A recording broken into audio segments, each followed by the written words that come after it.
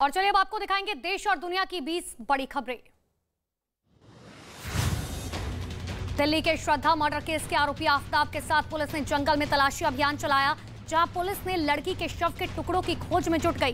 Police को इस बात का शक है कि आरोपी ने हत्या के बाद कई जगहों पर शव के टुकड़े फेंके थे। तो वहीं जांच में एक और बड़ा पर्दाफाश हुआ।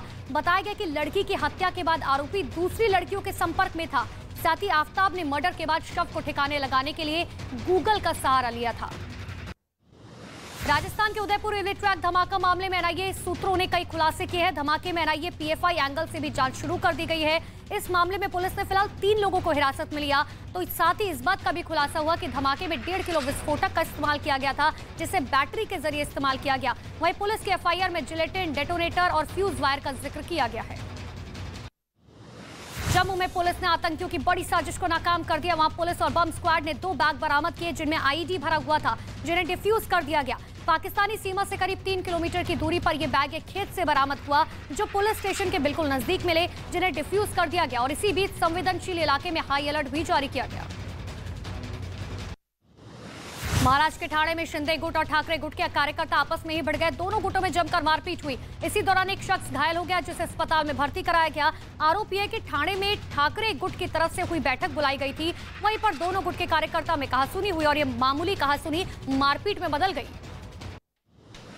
मुंबई में कुछ लोगों ने कार में टक्कर के बाद बेस्ट की बसों पर पत्थरबाजी शुरू कर दी। हमले में बस के शीशे टूट गए, कई यात्री इसमें घायल हो गए। बताया गया कि वेस्टर्न एक्सप्रेस हाईवे पर बस ने कार में टक्कर मार दी थी, जिसके बाद कार सवार ने अपने दोस्तों को बुला लिया और फिर बस पर पथराव किया। घटना की जानकारी मिलते ही पुलिस मौके पर पहुंची और मामले की जांच पड़ताल शुरू कर दी। छत्तीसगढ़ के बिलासपुर के कार्यक्रम के दौरान 2 गुट आपस में ही भिड़ गए, जिसका वीडियो सोशल मीडिया पर वायरल हो गया। इसमें दोनों पक्ष एक दूसरे पर ताबड़तोड़ लाठियां बरसाते हुए नजर आए।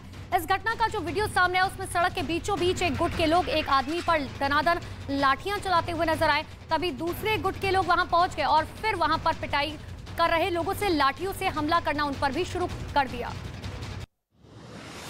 उत्तर प्रदेश के जालौन में शराब के नशे में लड़के ने तेज रफ्तार कार को पेट्रोल पंप के अंदर घुसा दिया, जो पेट्रोल भरे टैंक से टकरा गए। लेकिन गनीमत ये रही कि इस हादसे में कोई बड़ा नुकसान नहीं हुआ।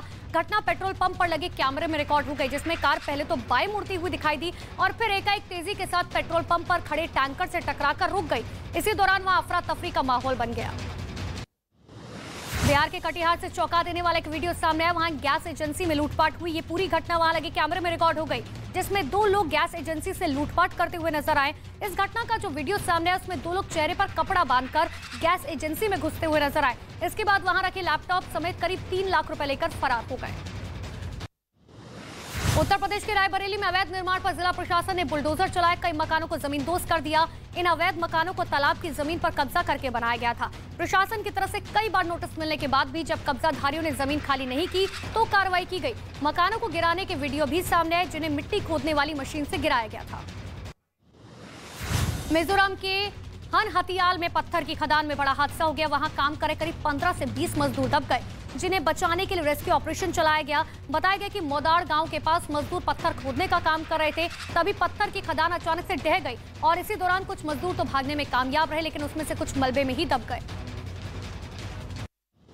गुजरात के कच्छ जिले में एक दर्दनाक हादसा हो गया। यहाँ एक ही परिवार के 5 लोगों की नर्मदा नहर में डूबने से मौत हो गई। मृतकों में 3 महिलाएं शामिल हैं। बताया गया कि पानी लाते समय नहर में फिसली महिला को बचाने के लिए परिवार के सदस्य नहर में कूद गए थे, मगर महिला को बचाने की जगह सभी लोग डूब गए। उधर पुलिस मामले की जांच शुरू कर चुकी है। महाराष्ट्र के रायगढ़ में केमिकल कंपनी में गैस रिसाव से हड़कंप मच गया। गैस रिसाव की वजह से कर्मचारी की मौत हो गई, जबकि 2 लोगों की तबीयत बिगड़ गई, जिन्हें इलाज के लिए अस्पताल में भर्ती कराया गया। घटना से गांव वालों का गुस्सा फूट पड़ा। मौके पर पहुंचकर कंपनी में जमकर तोड़फोड़ की गई। फिलहाल पुलिस मामले की जांच कर रही है। आंध्र प्रदेश के नेल्लूर के कई हिस्सों में भारी बारिश की वजह से जनजीवन प्रभावित हो गया। बारिश के बाद शहर के निचले इलाकों में पानी लबालब भर गया। रिहायशी इलाके में दरअसल पानी की चपेट में आ गए। सड़कों पर पानी भरा हुआ दिखाई दिया। पार्किंग में लगी कार तो पूरी तरीके से डूब गई। अंडरपास पर गाड़ियां रेंगती हुई नजर आई। बद्रीनाथ धाम में बर्फबारी के बाद कड़ाके की ठंड पड़ रही है। साथ ही पहाड़ से लेकर पेड़ पौधे तक बर्फ की सफेद चादर में लिपटे हुए नजर आए। पहाड़ों की ऊंची ऊंची चोटियों पर बर्फ जम गई, तो वहीं घरों की छतों पर बर्फ जमी हुई दिखाई दी। धाम के चारों तरफ बर्फ ही बर्फ नजर आई। बद्रीनाथ धाम की यात्रा अपने अंतिम दौर में चल रही है। बद्रीनाथ धाम के कपाट 19 नवंबर को बंद होंगे।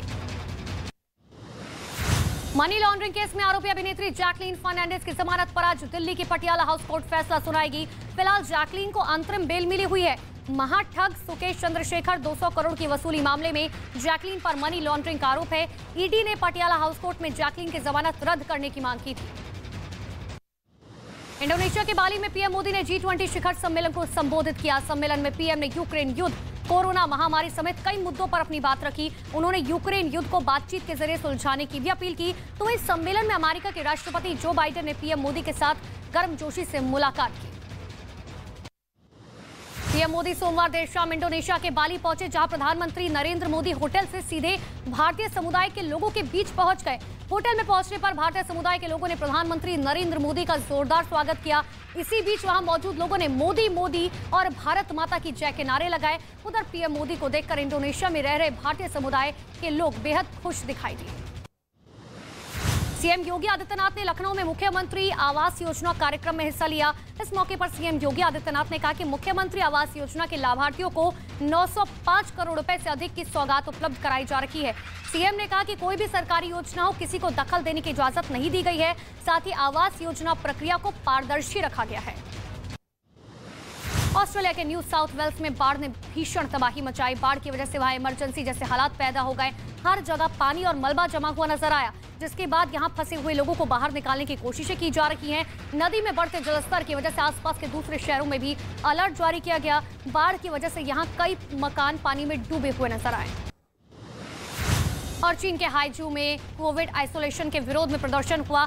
इस दौरान लोगों ने बैरिकेडिंग को भी तोड़ दिया, जिसके बाद हालात को संभालने के लिए सुरक्षा बलों को उतारना पड़ा। इस दौरान लोगों ने झंडे के साथ मानव श्रृंखला बनाई और सरकार के खिलाफ नारे लगाए।